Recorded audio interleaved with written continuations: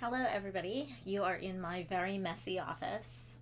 It is actually release day for African Icons 10 People Who Shaped History. I'm super, super excited to have this book out into the world finally. But it is also Global Read Aloud month, weeks.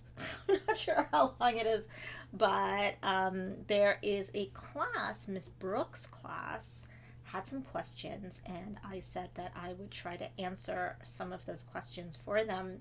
One of the questions is what inspired the author, and I was actually inspired by Caribbean folklore. So I grew up in Trinidad and Tobago, which are the southernmost islands in the Caribbean, and I listened to Jumbie stories my whole life growing up, and those were the stories that influenced the Jumbies books. They want to know if did the author make all of this up, or is it based on off a legend or story? Yes, it's based off of legendary creatures, but the story itself is my own invention.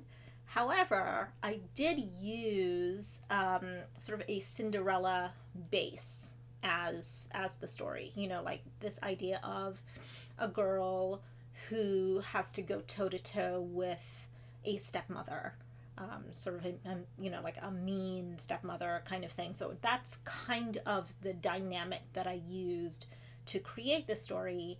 And there is another Caribbean folktale that is also a Cinderella story. It's called The Magic Orange Tree. And if you finish reading the Jumbies, I recommend reading The Magic Orange Tree. You can find it anywhere online. And you will see what little pieces of that particular folktale I picked up to put into the Jumbies series.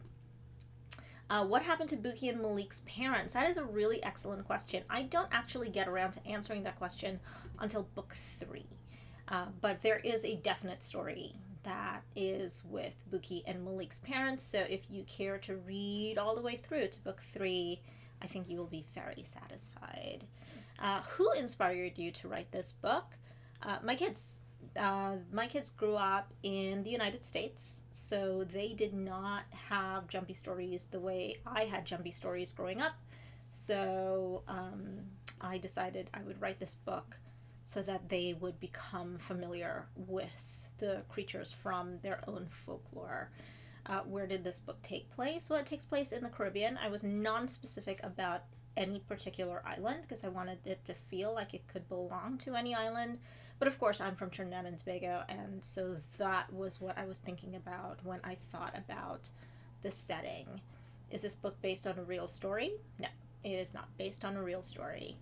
Um, did your book inspiration come from something that happened to you? No, fortunately not. This is entirely an invented story.